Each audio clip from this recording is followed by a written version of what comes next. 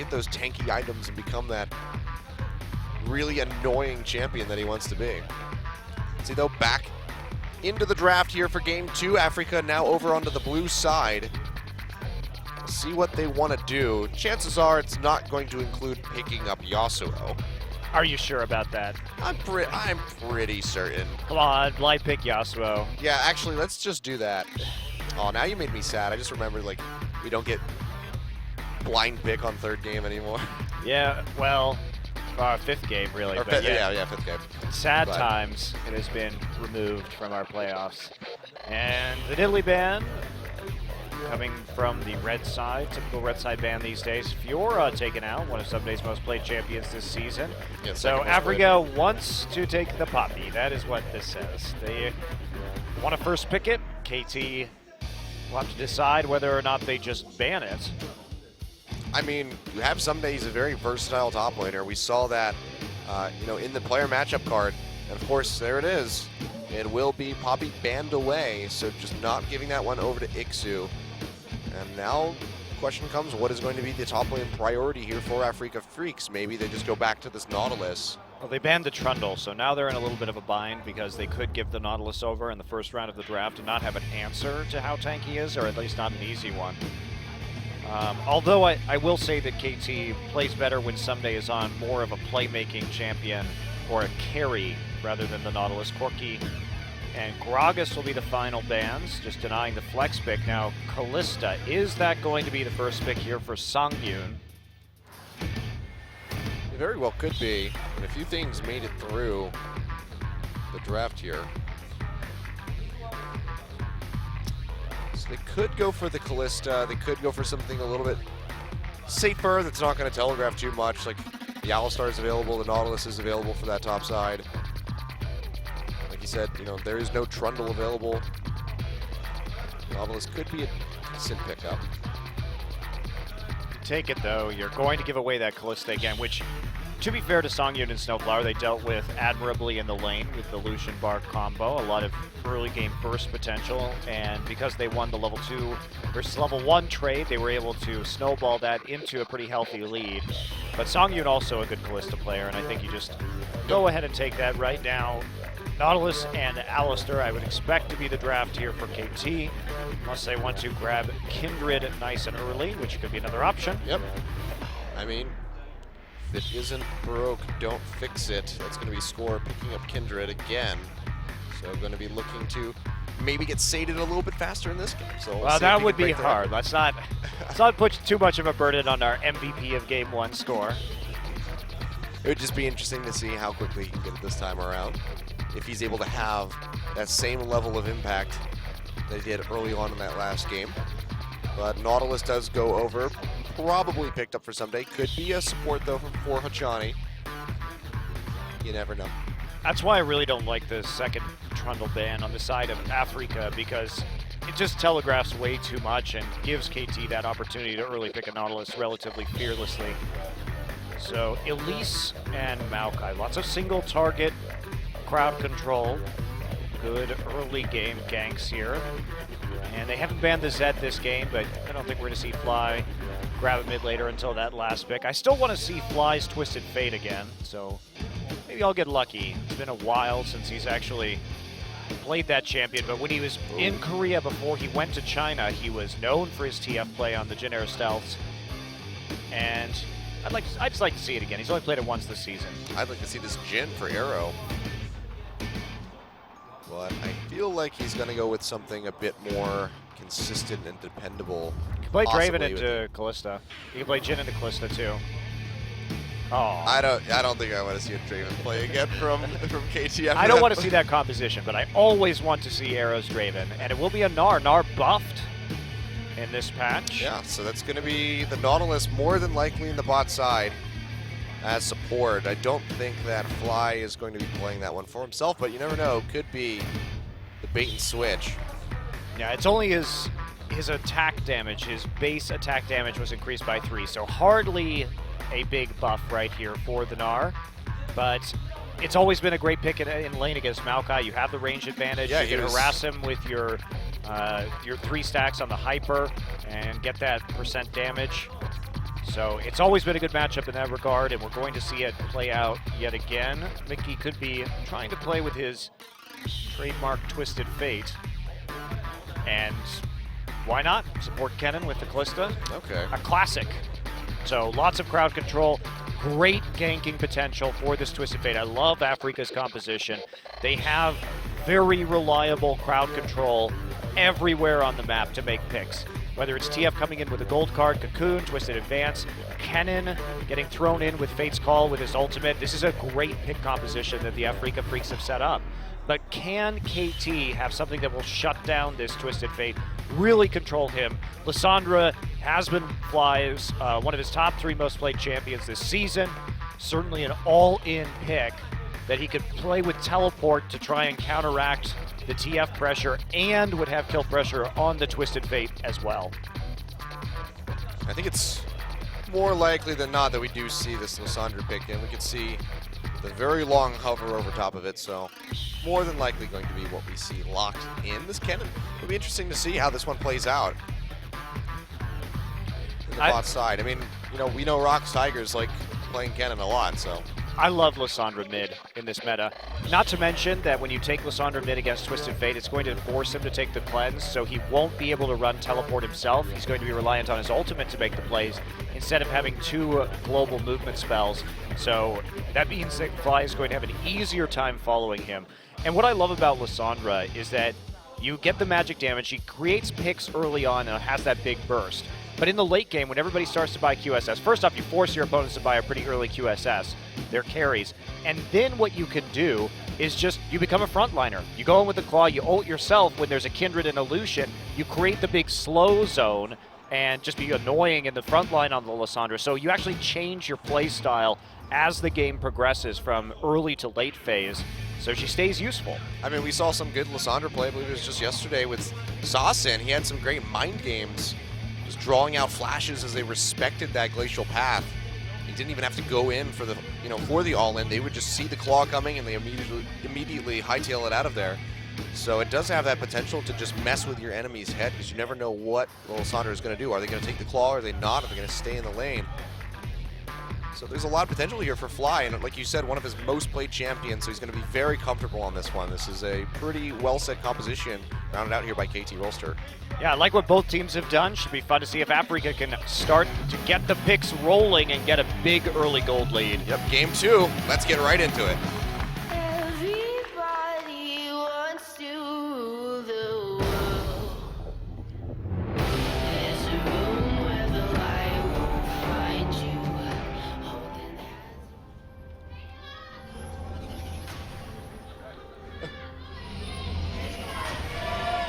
소환사의 협곡에 오신 것을 환영합니다. Wow. A lot of fans there for Afreeca. Maybe feeling a little bit more confident after a little bit of faltered voice from the side of the KT fans. It was the pause threw everybody off in game 1. Couldn't have the very traditional fighting chance. But now they're back. The chants are in place. Everything is right with the world. Everything is as it should be. Looks like we are having a swap though up to this top side. Shani and Arrow going to replicate. So both of these teams looking like they're just going to blind swap to the top side of the map. Coming on up there, they will get the preferential Gnar into Maokai matchup, and then try and just deal with the Callista Kennen matchup, which is very annoying. Yes, it is. And they have the Skinergy to go with a double Blood Moon. All right. Matching it up. I didn't even know there was a Blood Moon Kennen skin. The game's but there already you go. over. I didn't know there was a Blood Moon Yasuo skin either. I think that I remember the Kennen one coming out this past just like a month ago. So I think the Yasuo one must have come out at the same time because I didn't see it before that.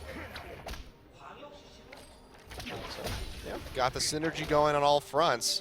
And of course, we know how deadly that Fate's Call Kennen can be. Just throw in with a slicing good. Maelstrom. It's disgusting amount of CC and damage that you get.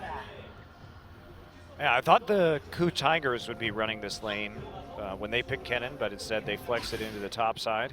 So a little more Kennen play coming out now. I've always liked support Kennen especially with the Kalista, so it's fun to see Afreeca Freecs going back, taking a page out of last year, and Johnny not going to hit that on his level 2. Yep, Dredge line not going to connect. He takes a bit of damage. Won't get the rend off, so it's not going to maximize that trade. Yeah, that was a pretty bad still. trade. He missed his hook, and then he missed the Riptide afterwards, so left him a bit of a sitting duck for some follow-up damage from the Afreeca Freecs dual lane. You have to be very careful, of course. We've seen so many target bans of the Twisted Fate and Mickey this season, not just his Zed. And he blind picks it here, very confident. He knew the Lissandra could come in, obviously. That's a major pickup for Fly. Did it anyway. You can see score playing on this red side. Not going to go for the same early invasive play against Lyra this time around. Clears out that bottom side. Goes up and clears out the top as well. So making the rotations. Looks like he's going to go down and claim his first mark on that Scuttle Crab in the river. Is the first mark for Kindred always the Scuttle Crabs? It seems to be that way. Yes. I was going to say, I don't think I've ever seen it be a different camp. Yeah. You can see, though, Afreeca yet again handling the bot lane of KT quite well, shoving him straight into this tower. They will be able to equalize CS here, as long as they hit, the majority of these, so they will be able to get in here. Yep. But, oh, he actually missed the one. Oh. The lane's over. Just throw in the talent arrow, you're done. Open top. Just get out. Yeah, open top. Takes even longer because it's not the short lane. Yeah, not quite gonna happen just yet, but trading a bit more evenly. Dreadline goes in onto Snowflower. Nice hook. He gets burned down to half HP. Arrow, though, gonna be traded back. A lot of auto attack damage coming out from that cannon, the Rend, to really solidify the trade. We can see Lyra hovering around the backside of these Krugs. Arrow has to burn his biscuit. Well, pretty early. Not opening him up for a follow-up stun quite yet, though. Respecting the zone played there by Snowflower. Achani's literal They spidey sense they is know tingling. that Lyra's there. They have a ward. Yeah. Threw down the ward, just knowing that he was not seen quite just yet, so they do end up spawning him out. Not going to land, so they deter the gank for now. Yeah, get some nice counter jungling, though, to go with the pressure. Yeah, and that's great to apply to score right now, because again, playing this Kindred. So you want to keep him away from that Devourer as long as possible. Got stated very quickly in the first game. Wonder what Sunday's build is going to be if he's going to go Hexdrinker first, because that's when you start to get attack items. That's where this Gnar really takes off in the trades. It's not going to be until your first purchase that you really start to be that big lane bully with the Gnar into the Maokai matchup. Of course, you're going to be able to trade pretty favorably before that, but he did start Doran's Shield, so it's kind of a wash there, as it were. Kindred going to come around and try and take a, no, not take a Raptor camp actually for that mark. Instead, focusing on the mid lane. Mickey may be about to hit 6. Yeah. And Mickey actually swapped back to teleport. He did not come into this game with Oh, the that's plans. right. You make a good point. That's actually incredibly dangerous, and they should focus him. That's a mistake that needs to be punished. Yeah. And right now, we can see he's just having a field day in that mid lane. Yeah, and he has hit 6 now alongside Fly, so the potential for those kills coming through. If they could burst him down in just one fell swoop, he won't even have a chance to use his flash. I'm really surprised because he switched from TP to cleanse and then back to TP again at the last second.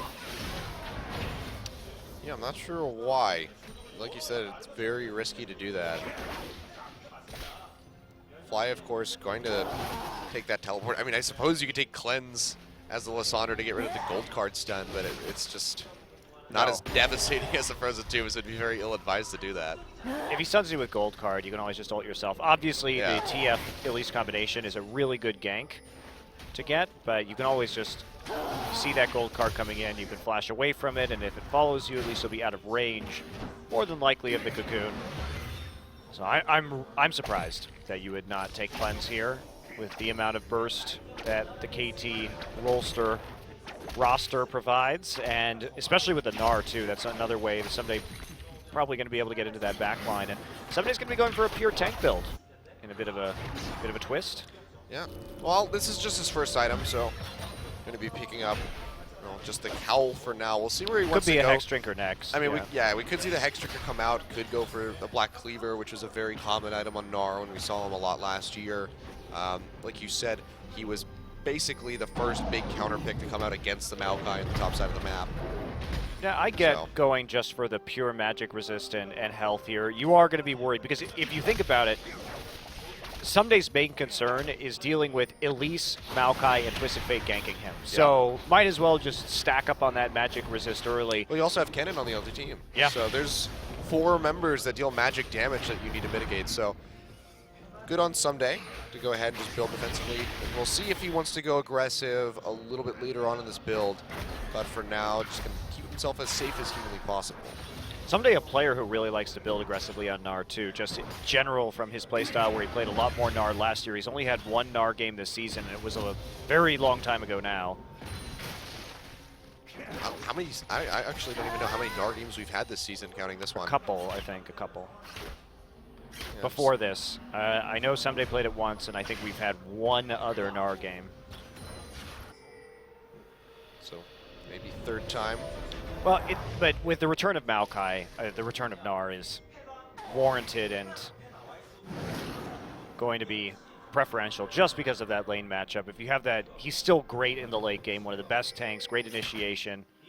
So if you can get away with playing him and he's not going to be punished, then you can even win the lane.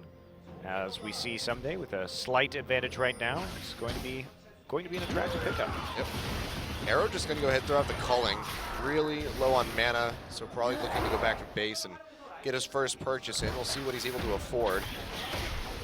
Song Yu in the last game playing the Lucian did go for a call off the bat, so we could see that come out here for Arrow as he's just trying to farm up. But no, he's just going to go for the straight damage, so it's going to be the BF Sword into the Caulfield's Warhammer. So just trying to get that Essence Reaver as quickly as he possibly can. Song Yu, more than likely, especially with the CS lead, going to be able to go back and get the Bilgewater Cutlass and maybe a dagger on top of that, maybe boots or something for some added mobility. Yeah, Someday actually switching back into the top lane right now. They think that there's a possibility of a dragon going down. They assume that this Maokai will be switching as well, and that is exactly where Ixu is going to go. Now, Afreeca's main problem is they need to get picks now. They need to get a gold lead because they cannot outfight KT's composition in the late game. There's too much damage on KT, and basically the Afreeca Freecs are a lot of utility in the late game, and then Songyun. And that's just not going to cut it when it comes to dealing with Kindred, Lissandra, Lucian. Well, they're going to be very pick dependent with the Cocoon, with the gold cards, just trying to lock somebody down, just stack CC onto them until they die. But they can't fight a team fight. Yeah, that is going to be the difficult thing. Unless they get such a snowballed lead that it doesn't even matter. They can steamroll KT. And Mickey also, of course, vulnerable to the picks. Yeah. Had to burn that TP to get in the mid lane. Fly not having to use his at all. He's kept it up just so he can mirror Twisted Fate should Mickey go to a lane. I like what we're seeing. So Fly took a bit of a CS hit early on, not using his teleport, just so he would have it up for this particular scenario where he would have to potentially mirror the Twisted Fate into another lane. Instead, he's going for a pretty defensive build of Fiendish Codex and the Abyssal Scepter, so probably Moreau and Omicron, and then, or a Negatron Cloak rather, and then an Abyssal Scepter a little bit down the road. So it's all about the CDR and the mana regen here. He wants to be able to just ignore Mickey's trades with the Negatron Cloak and push with his Qs to keep Mickey pinned into the mid lane and unable to ult. It's a really interesting build. I haven't seen it from Lissandra against the TF before, but I like it. Yeah, it's a good split. I mean, we've seen actually a decent amount of versatile builds coming out for Lissandra. We've seen Rod of Ages, we've seen Relanonomicon rushes, Abyssal Scepters. There's a lot of flexibility with that champion where you don't really just get relegated into one strict build path. So Fly, adapting and changing things up a little bit. I like it. Speaking of changing things up, we didn't see this guy get touched at all in the first game. So Rift Herald going to get started up by Afreeca. You can see, though, Someday scouting Ixu roaming down to this. They know it's being taken. This could just be a dragon or maybe a gank here for scores roaming down. Right, he just walked through 2 wards, including a pink and a sentinel, so not really. The best thing he's going to be able to do is maybe clear out a couple of pink wards and try and walk up on this turret. You can see Snowflower and Songyun pretty low, so they will get chased off. Yeah, if they get close to this tower, this could just be the depth charge coming out from Hachani. And then everybody collapses in, but you do have to respect that slicing Maelstrom from Snowflower. He gets done up under the tower. Could be a good night for you. KT playing cautiously. They just don't want to get picked off here. They know that if this turns into a farm fest where they can just play out into the late game and group around objectives, that they have the stronger team fighting composition. So there's no need to take these or any risks in the early game. The only real advantage, about 1,000 gold here for the Afreeca Freecs. And that's coming mostly off of the Rift Herald, slight advantages in CS, and the Twisted Fate passive. Yep, that's one we have to keep in mind. It's going to be that TF passive. So just going to be ever stacking up gold for Mickey. Fly not able to cancel that TP, and the wave's not there, so not going to be able to get too much damage onto that tower. We'll see how much he can get, though. Interesting. Lichbane first for Mickey. Cooldown boots into Lichbane, so he's going to want to split push. Yeah. But Fly can match his wave clear, and he can match the TP, so I don't really think that's going to work very well. But I guess that's all he's got to go on for the time being. Even if he were to build a Zhonya's faster, or perhaps even a Rotted Ages and try and team fight, that would still not be very helpful, given that they are a pure pick composition. So I guess the burst from the Lichbane is going to be #1 priority. But it is sort of all in on the split push and the pick. But their comp is pretty much all in on the split push and the pick, so. Yep. So it's Abyssal Scepter first here for Fly as he completes that one. We can see now the Forbidden Idol coming in, so just going to be building steadily towards that Morello Nomicon as well.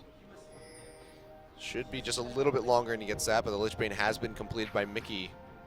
So Debbie's dealing a significant amount of damage. We can see Lyra hovering in the sidelines here for the River. Not being spotted out quite just yet. Fly roaming over to get the blue buff.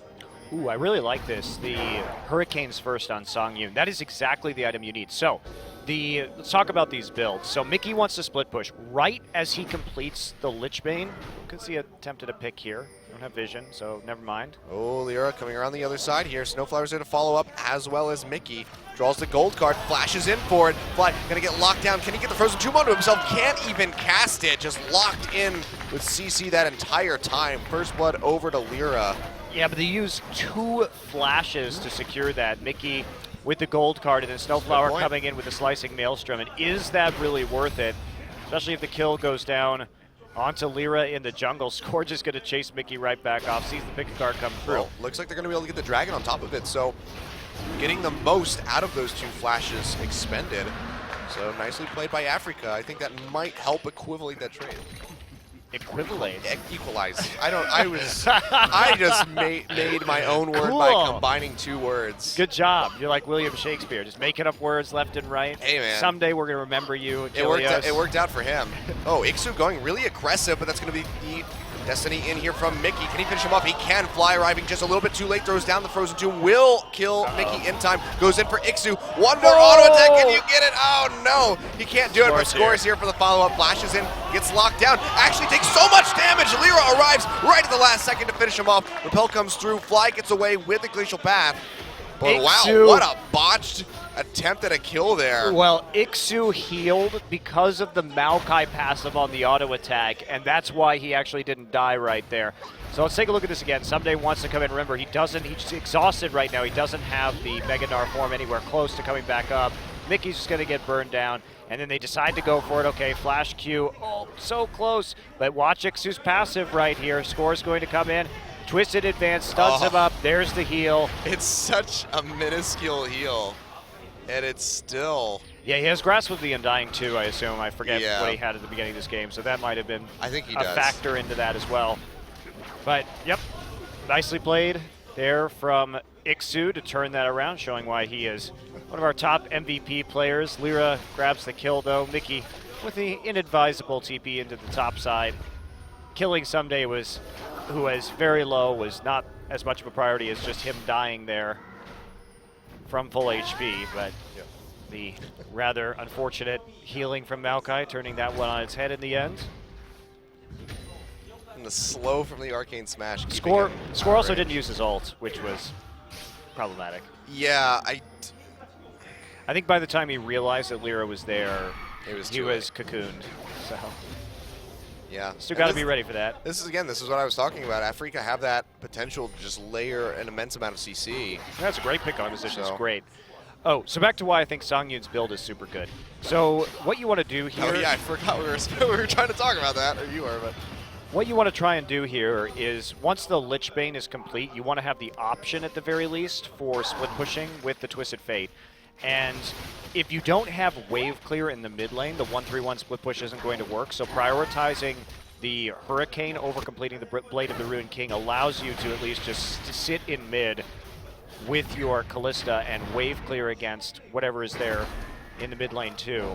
So I like that the build was switched up, and as a result of that, just wanting the increased wave clear so you have more opportunities to mix up your lane assignments. See though, nearly 3,000 gold here in favor of Afreeca just 18 minutes into this game. So far looking really good. They need more though, is the thing. Yeah, they do. Oh, Lyra actually repelling in onto Hachani, who's still a very tanky Nautilus. Uses the knock up onto Ixu, who goes in deep with the Twisted Advance. Mickey not quite getting in here. It's going to be Glacial Path. They root him down. Ixu going to go down. No fall from his team. Frozen Tomb onto Lyra, and just like that, KT are turning this game around as Fly gets himself a kill. So even in kills, and just like that, the gold lead gets cut in half. Easy kills for KT. That was a 4 versus 3, and they had the drop. Meanwhile, Afreeca couldn't commit fully. They got their flank collapse on. Mickey was a non-factor in that engagement, and he couldn't go in. He didn't have flash. If he had gone in, he was dead 100%. Oh, Arrow though. All alone in no man's land. Mickey coming around the sidelines, actually over the wall for the gold card. Thought he was going to dash. Arrow flashes away. Hachani with a nice flash to get as much distance away from that sun as possible. Uses the dredge line. Can he drag himself to safety? Mickey trying to follow up. Fate's Call comes out all the same. They throw in Snowflower, flashes it. Slicing Maelstrom comes down. Can it lock in Arrow? It can, but the gold card expires. Just in time, the TP coming in here. It's going to be Someday arriving. No Narbar quite just yet. Gets stunned immediately. Takes a lot of damage. He only has magic resist here, and Songyun is stacking up those Ren stacks, and he takes him down. And just like that, Afreeca trade right back. Yeah, wow. Okay, so 2 for none right there. Coming in strong. Afreeca wanting to be the scrappy team, and they should be the ones winning these small skirmishes in even numbers with the crowd control and the early game power that they have. They get the advantage there, and a little bit of a sloppy engagement there from Someday. Flower gonna get the stun. Fly cannot take the Glacial Path. He gets knocked up by Ixu and goes down. Can't even use the Frozen Tomb on himself or Flash yet again. The CC chain from Afreeca is just so good. Well played, wrapping around the backside of the turret. Second time to get that kill onto Fly. He just can't do anything about that amount of crowd control, really. He doesn't have the tools. There isn't a QSS. He's going to need to get a QSS eventually. Almost certainly. Wow, great stuff from Afreeca, making moves early on in this game. Well, I think that they saw that they were doing okay even in those skirmishes from behind in the last game, so why not just play a pure pick composition? It's like, all right, Mickey's going to play TF, one of the Mickey specials. How are we going to support him? Cocoon, Twisted Advance, Kennen, support. All of the CC. All of the crowd control. Callista with a Fate's Call. It's like, if you are overextended or alone, Afreeca will kill you. As they have proven time and time again. Maybe even if you're not alone, they'll just force their way in and take your life. All right, there's the Hex Drinker for Someday, but he needs to commit to split pushing with this. You see he's trying as he goes back up into that top side. Ixu's there to answer. Bot tier 1 goes down. So gold lead almost to 5,000 now. This is where they need to be. This is the great kind of leveling field here for the late game team fights. If Afreeca can maintain a 5-6K gold lead, they will be able to scrap it out in team fights against KT Rolster, and they'll still have the better pick composition too. Yep. See Dragon getting ready to go down. Score, Fly, and Achani waiting in the wings, but can't even contest it. You're just too far down.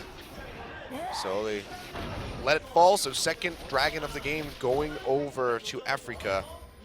Just under 22 minutes into this match. Abyssal Scepter now down onto Mickey too. Uh-oh. Oh, wow. That was not a good TFO. Yeah, I don't really know why. He's got to get in for the deep wards. It was a deep ward zoning gate, Achilles. The deep ward that he didn't put. No, the but Wolf Pip. his teammates. Ah, I before see. his He was tower. the distraction. He was the zoner. See, it You worked. zone him out. He distracted me. You're easily distracted though, so. That's true. It's all right. So is KT. Just popping over the Kindred, over the wall with the Kindred dash.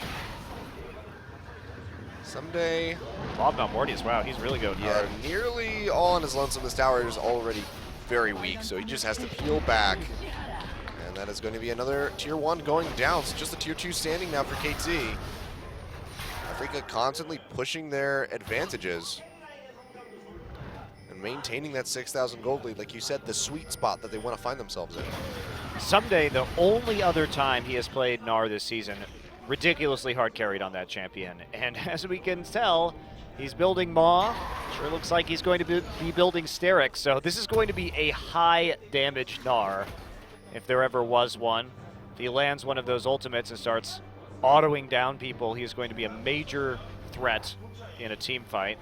And he'll also have that extra survivability with the Hexdrinker shield and of course the bonus HP from the Sterix gauge. Not really sacrificing a whole lot, and against what is almost a pure magic damage composition, this is going to work pretty well.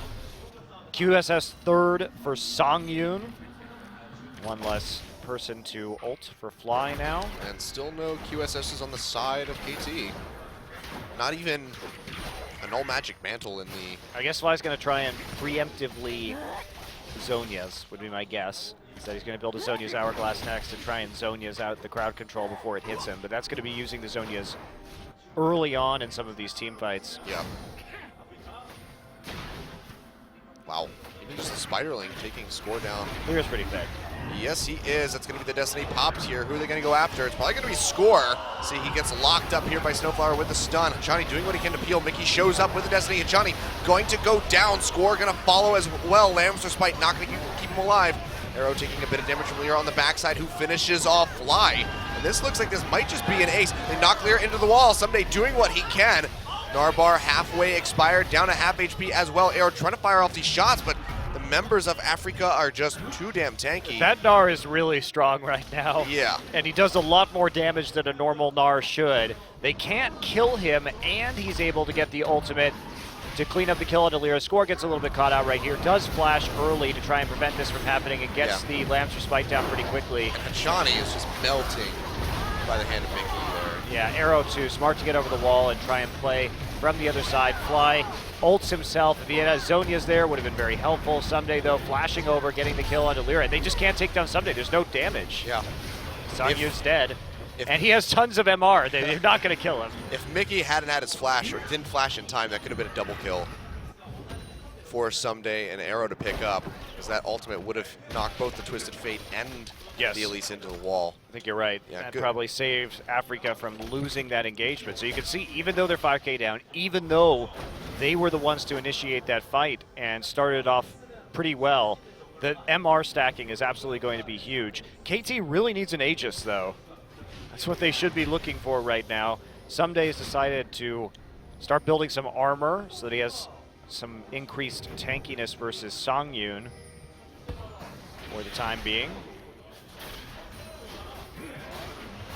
Yeah, a lot of MR, so you got to show the other side a little bit of love.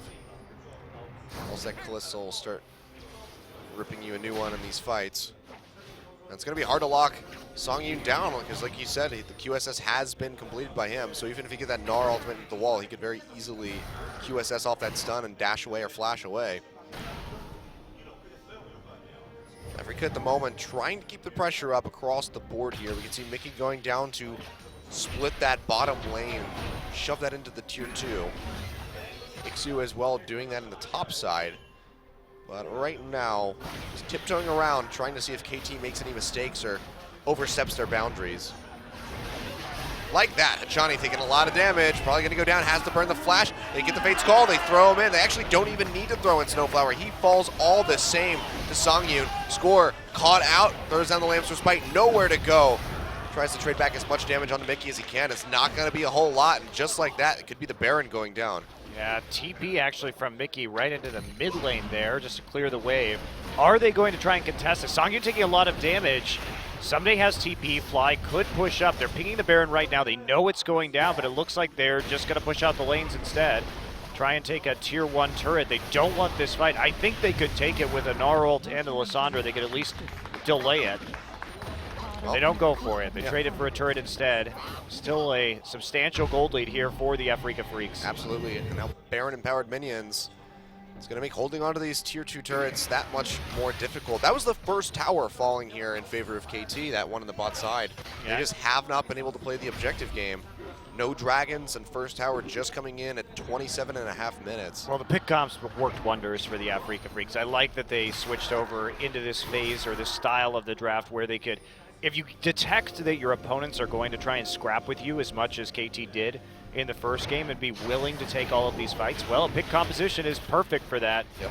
Get yourself a lot of globals and just make sure you always have the better crowd control early and more people to respond to those style of situations. Now they're going to have their 3rd dragon buff too, so looks like a 40-minute 5th dragon possible, and there's the Frozen Mallet. Frozen Mallet Gnar. Great for split pushing. Yeah. So a solid pickup. It's just KT need to gain some ground in these team fights because right now they are faltering left and right every time they clash against Afreeca. Arrow with the QSS though. Fly nearly completing his Zhonya's Hourglass. He'll be waiting for a couple hundred more gold on that. And he'll have an opportunity. Look how much further Songyun is ahead though. Oh yes. Just the Essence Reaver Static Shiv, QSS. He already has, Songyun already has a Mercurial Scimitar completed and a BF Sword on top of it. So he is going to be putting out all kinds of damage. That was the one thing they couldn't have happened. If Songyun didn't get ahead, they could just itemize MR and feel really good about these team fights. Now there's an extra wrinkle. Oh, going in onto Mickey here. Fly taking a bit of damage. Mickey's going to go ahead and try to pop away. They root him in. Oh, the wild card's almost taking down the Lissandra, and Score getting locked up, has to flash in to try to catch a Twisted Fate. One more hit ought to do it, but the gold card is drawn. And Score just trying to wait it out to get onto him. There's no one here to back him up. He throws out the gold card. Baron and Powder Minions doing a lot of damage. Score still does have that Lamb's Respite available though. Nice Zonya's coming across. The minions chipping him down. Lamb's Respite comes down. It's going to be a battle of who gets the first hit. Who's it going to be? It's going to be Mickey coming out on top. That was a fantastic duel, Achilles. Very entertaining. If I was Score, I would. That would have triggered me. Oh man. That would have triggered me harder than the Lamb's Respite. Got triggered. Now Fly getting engaged on inside of the base. Looks like he's going to go down. Nice run by Songyun to confirm the kill. A double kill now as he takes down Hachani. Someday trying to jump away. Big Gnar ultimate, but no wall to knock him into. It's going to be a triple kill now for the Callista. Not going to be able to make it a quadra. Not going to be able to make it an ace. But Afreeca looking so concise in this second game. Looking like they're going to take the win right here. Yeah, they have some time. I'm not sure how far they can push it without the Baron buff. See, it's every time I say they're going to take the any win. longer. They can try though. See, Arrow is up here trying to clear out the wave. Culling With the comes culling. across. They're low. Yeah, they need to back It's off. at least going to, yeah, at least the inhibitor tower goes down in that top side of the map. And they should be able to sweep through and take what little is left of the jungle here for KT. Love seeing this composition from Afreeca. Fun to watch. Well played by them. Mickey with the Zhonya's into Lamb's Respite duel was quite entertaining. Score taking a bit of a risk there, trying to fight in a Baron-empowered minion wave. But once you've committed to it at that point, you kind of just have to go for it. Yeah. You're probably not going to win that duel. You see Mickey right here with the gold card and so much damage going through. Yeah, that shield just vanished. Score's like, crap, immediately. I have to use my ult now. There we go. And they're going to shoot each other for a little bit.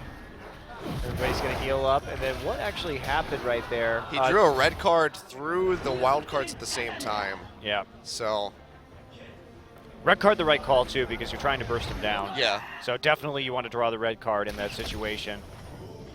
Because you just need the damage. You don't need the CC. I mean, really, in that situation, any card that you draw is pretty great. So I can only imagine that Mickey was just sitting there spamming W to try to lock as quickly as he possibly could. Really fun stuff. Yeah, worked out for him. And again, another bloodthirsty game. I don't think we're going to beat Are they you gonna, know, a kill per minute, but are they going to try and force this? He's sitting there with a nearly full Narbar in. He wants to TP. They need to go now. he's going to TP. Lyra's standing right next to him. Nice juke out on the Cocoon, though. Expects that immediately, but That just was like that was the last attempt that Someday they had. it's like, well, there's some minions coming in the bot side. I guess I'll clear those out. All right, Fly, it's your turn to use your TP now. Can you make anything happen? Well, he's got the Narbar ready to pop. He's going to have to transform here. Fly just trying to keep Mickey off of the inhibitor. And Super Creep's coming in. Someday just going to have to answer this. And the Gnar is going to expire. And Afreeca are just going to push in and work through this tower with relative ease. Arrow gets jumped on, uses the QSS to get out of that one. Mickey into the backside, though, with the gold card, trying to lock down the Lucian. Settles for Enchani and will just absolutely devastate him. Meanwhile, Arrow gets taken down by Lyra. And KT, the team just falling around them. Score, trying to take down Mickey yet again. Not going to get it this time either.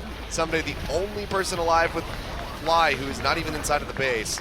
That's going to be the Nexus towers falling, and the Nexus going down as well. KT getting tied up here, going to game 3 against Afreeca Freecs. Yeah, this is what I expected tonight. Afreeca, we know they can take a game here or a game there. Mickey coming out with a Twisted Fate once again. Songyun on his most dangerous champion, that Callista of the season, and they play well. They get the picks they need. They go for a ridiculously hard pick composition, and that's a composition that, had they not gotten those early kills, it would not have looked as good as it did. Yep. As you try and team fight with that later, and you are going to have a lot of problems, but they get the gold lead, they get the advantages, and then they can really just push it home through the split push. Someday's Gnar, interesting build, but not enough ultimately to actually win them this game. Yeah, and these games both ended within 11 seconds of each other. This one went to 32-59, the game before 32-48. Not nearly as bloody, but it's because it was that much more concise by Afreeca, who just came out swinging. Yeah. Were able to take down KT relatively easily. I like that they judged the tempo of the first game, and they said, all right, you want to play this kind of League of Legends tonight? It's time for heavy pick compositions, tons of globals. We will fight you in every opportunity. We are confident that we can beat you in that style. They had the better composition for it. KT kept taking those fights, and Afreeca were able to turn that into a win. So I've just been enjoying Afreeca's drafts a lot these days, except for the Yasuo. Yeah, and a big part of that, the damage share from KT, not really favorable. Somebody the one doing the most damage. When we come back, though, it's going to be game 3 in the conclusion of this set. We'll see you